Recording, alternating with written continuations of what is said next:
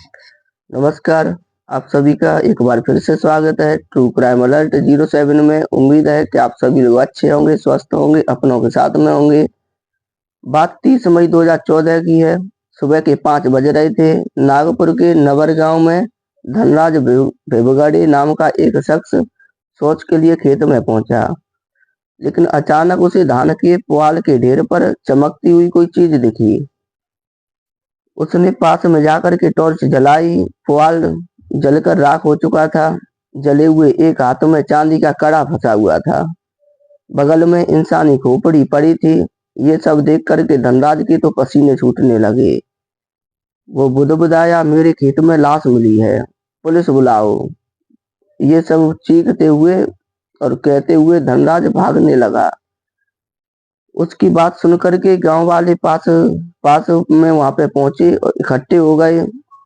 इसी बीच किसी ने अरौली थाने में फोन कर दिया कि साहब, नबर गांव में एक जली हुई लाश मिली है। एडिशनल पुलिस इंस्पेक्टर यानी एपीआई अरुण मधुकर गुरमुले फौरन नबर गांव पहुंच गए। उन्होंने एक कांस्टेबल से बोला कि राख को अच्छी तरह से टटोलो, इसमें कुछ और है क्या, ये देखो। कांस्टेबल राख को टटोलने लगा और बोला कि साहब, कान की बाली, पायल और मंगलसूत्र भी है। किसी महिला की लाश लग रही है। एपीआई गुरमुले सोचने लगे कि अभी 5 दिन पहले ही तो खोपता गांव की गीता काबले थाने आई थी। कह रही थी कि उसकी बेटी सविता गायब है। इसी गांव में उसकी ससुराल भी है। कहीं ये लाश उसी की तो नहीं है। उन्होंने अपनी जेब से एक फोटो निकाली और गांव वालों को दिखाते हुए पूछा कि इन्हें पहचानते हो क्या। एक आदमी ने फोटो देखी और बोला कि साहब, ये तो विवेक पालटकर और उसकी बीवी है। इंस्पेक्टर ने बोला कि चलो उसके घर ले चलो। ये कहते हुए इंस्पेक्टर विवेक विवेक उसके घर के लिए चल दिए। वहां पहुंचे तो दरवाजा बंद था। देर तक दरवाजा खटखटाने पर आवाज आई, विवेक घर पर नहीं है, बाद में आना। बाहर पुलिस खड़ी है, पहले दरवाजा खोलो फिर बात करते हैं, एपीआई गुरमुले ने गुस्से में कहा। विवेक की मां ने डरते हुए दरवाजा खोला। एपीआई गुरमुले ने पायल, कड़ा और मंगलसूत्र दिखाते हुए पूछा कि ये गहने पहचानती हो क्या? तुम्हारी बहू के तो नहीं है। नहीं साहब, मेरी बहू के गहने नहीं है ये। सविता कहाँ है? विवेक ने कहा। विवेक की मां बोली, साहब, सविता का तो 4-5 दिन से पता नहीं। बेटा बेटी छोड़कर चली गई है। विवेक उसी को ढूंढने में लगा हुआ है। सविता की मां ने तुम्हारे बेटे के खिलाफ थाने में कांस्टेबल लिखवाई है कि वो उसके साथ मारपीट करते रहता है। वो जैसे ही घर आए फौरन थाने भेजो, एपीआई गुरमुले ने गंभीर आवाज में उनसे बोला। इसके बाद गुरमुले थाने में आ गए। एक कांस्टेबल को आवाज लगाई कि सविता की मां गीता को थाने में बुलाओ। गीता काबले और उसका बेटा संतोष भागे भागे थाने पहुंचे। एपीआई ने उन्हें गहने दिखाते हुए पूछा, इन्हें पहचानते हो क्या? गीता धाड़ मार करके रोने लगी। कहने लगी, साहब, ये गहने मेरी बेटी के हैं। विवेक ने मार दिया उसे। नहीं, ऐसा नहीं हो सकता, कहाँ मिले हैं आपको? एपीआई गुरमुले बोले कि गांव के एक खेत में एक जली हुई लाश मिली है और ये गहने उसी राख के ढेर में मिले हैं। संतोष रोते हुए बोला, साहब, विवेक ने ही मारा है, उसे गिरफ्तार करिए। तो गुरमुले ने पूछा कि तुम इतने दावे के साथ ऐसा कैसे कह सकते हो? तो उसने जवाब दिया कि सर, विवेक ने घर में आतंक मचा रखा था। हर दिन उसे मारता पीटता रहता था। वो बार बार भागकर मायके आ जाती थी। कुछ दिन पहले ही विवेक हमारे घर आया था। गिड़गिड़ा रहा था कि अब लड़ाई नहीं करेगा। फिर वो सविता को साथ लेकर के चला गया। अब मुझे लगता है कि उसे मारने के लिए ही वापस लेकर के गया था। संतोष और उसकी मां की शिकायत पर एपीआई गुरमुले ने विवेक के खिलाफ आईपीसी की धारा 302 यानी कि हत्या, 201 यानी कि सबूत मिटाने, 203 यानी कि पुलिस को गुमराह करने और 498 ए यानी कि विवाहित महिला के साथ क्रूरता का मामला दर्ज करके जांच शुरू कर दी। पर वो सोच में पड़ गए कि ये सब कुछ साबित कैसे होगा कि लाश सविता की ही है और विवेक ने ही उसे मारा है। तभी उनके दिमाग में आइडिया आया कि सविता की लाश होती होगी तो उसका डीएनए उसके बच्चों के डीएनए से मैच कर जाएगा। एपीआई गुरमुले ने खोपड़ी और कंकाल के मेडिकल हॉस्पिटल कोडामेंदी नागपुर में भेज दिया। डॉक्टरों की एक टीम विवेक के गांव भी पहुंची।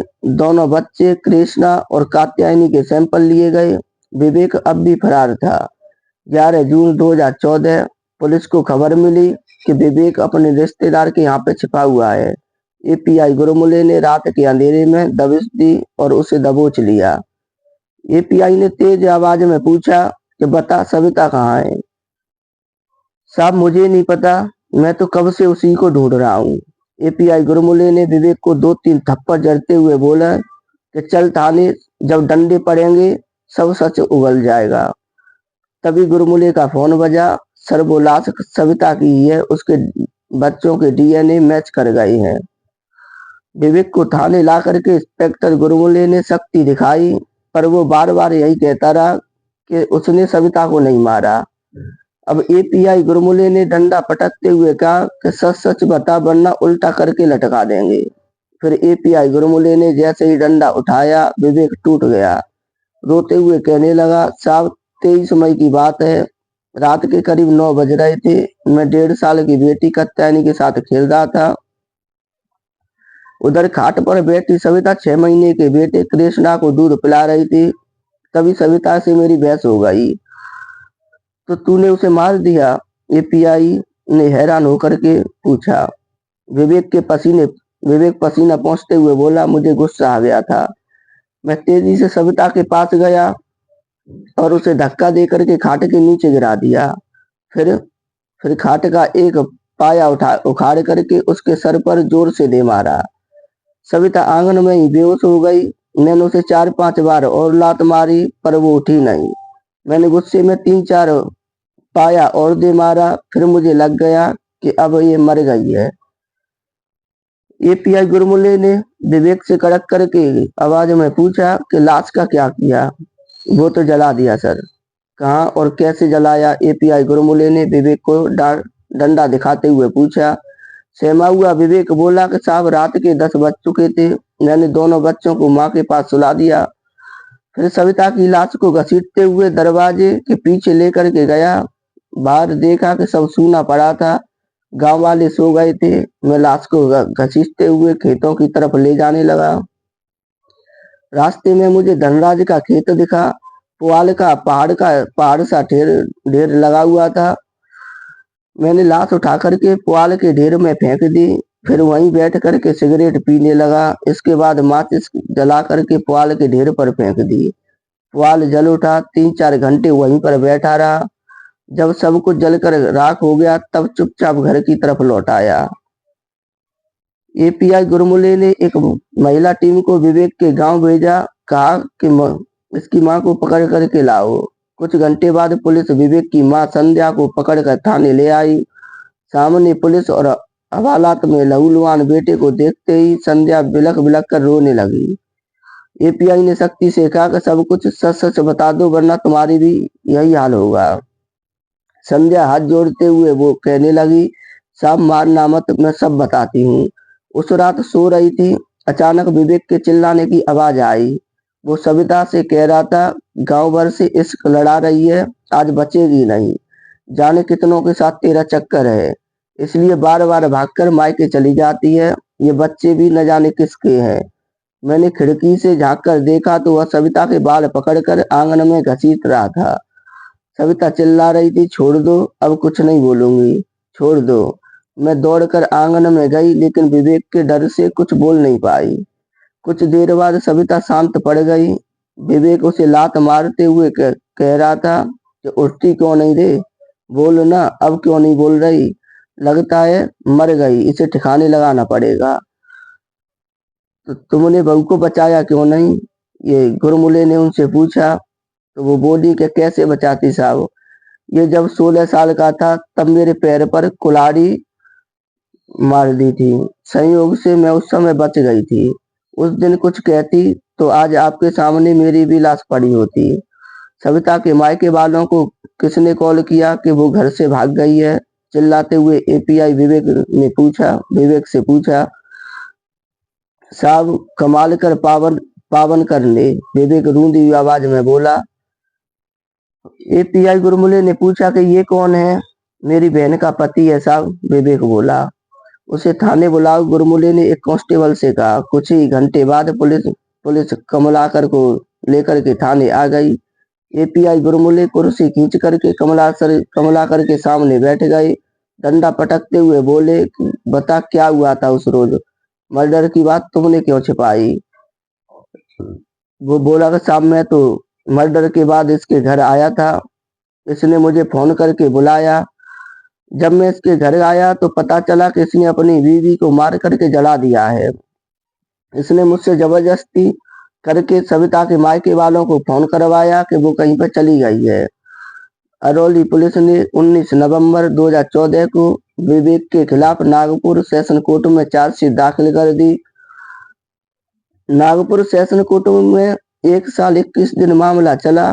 कोर्ट नंबर 4 के एडिशनल सेशन जज AR धमेचा ने विवेक पालटकर को दोषी मानते हुए 30 नवंबर 2015 को उम्र कैद की सजा सुनाई।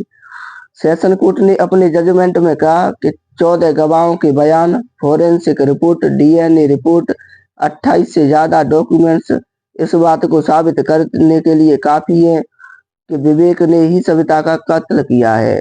पुलिस ने खून से सने विवेक के कपड़े और खाट का वो पाया बरामद किया है, जिससे साफ है कि कत्ल विवेक ने ही किया है। उम्र कैद की सजा सुनते ही विवेक चीखने लगा। पुलिस उसे नागपुर की सेंट्रल जेल लेकर के चली गई। कुछ दिन बाद कमालकर पावनकर विवेक से मिलने जेल पहुंचा। बिलखते हुए विवेक बोला, जीजाजी मुझे बचा लो, 2 बच्चे हैं, उनका क्या होगा? मैं तो जेल में ही सड़ जाऊंगा।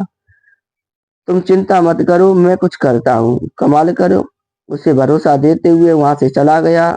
कुछ दिन बाद कमालकर ने बॉम्बे हाई कोर्ट की नागपुर बेंच में सेशन कोर्ट के फैसले को चुनौती दी।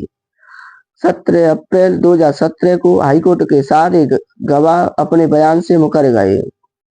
हाईकोर्ट ने संदेह का लाभ देते हुए विवेक को बरी कर दिया। कोर्ट ने कहा कि इस मामले में कोई चश्मदीद गवाह नहीं है। घटना की तारीख और FIR में 3 हफ्ते का अंतर है। 25 मई को गीता काबले थाने आई थी, लेकिन पुलिस ने रिपोर्ट दर्ज नहीं की। पुलिस ने स्पॉट पंचनामा भी पेश नहीं किया। जिस घटना स्थल से खोपड़ी और हड्डियां बरामद की गईं, उस जगह की भी कोई सुरक्षा नहीं की गई। जेल से छूटने के करीब 1 साल बाद तारीख थी 10 जून 2018 और वक्त रात के करीब 8 बजे। विवेक पालटकर गुस्से में तमतमाते हुए मोटरसाइकिल लिए अपनी बहन अर्चना और जीजा कमालकर के दरवाजे पर पहुंचा। विवेक दांत पीसते हुए मन ही मन कुछ बुदबुदा रहा था। उसके हाथ में भारी भरकम लोहे की रॉड थी। वह जोर जोर से कह रहा था, दरवाजा खोलो, दरवाजा खोलो। तभी तेज बारिश आ गई। आखिर विवेक ने अपनी बीवी को क्यों मारा? उसका विवेक के साथ चक्कर था या कुछ बात और थी? उस रात विवेक गुस्से में लोहे की रॉड लेकर के अपने जीजाजी के घर के बाहर क्यों खड़ा था? क्या फिर विवेक ने ही कोई कत्ल करने आया था फिर से वहां पे, या फिर किसी को मारने के लिए, या किसी को मार करके आया था? यदि आपको ये सब कुछ जानना है तो फिर कल फिर से मैं ये इसके आगे का एपिसोड लेकर के जाऊंगा, क्योंकि स्टोरी काफी लंबी हो जाती है। सब कुछ डिटेल में बताना पड़ता है और उसके बाद में आप लोग स्किप करते रहती हैं, और ना तो आपकी कुछ समझ में आएगा और ना ही फिर पूरी कहानी हो पाती है। इसलिए मैं आगे का भाग कल फिर से लेकर के आऊंगा। आप इसे पूरा अवश्य सुने, फिर कल से फिर से पूरा सुने। तब तक के लिए मुझे इजाजत दें। जय हिंद, जय भारत।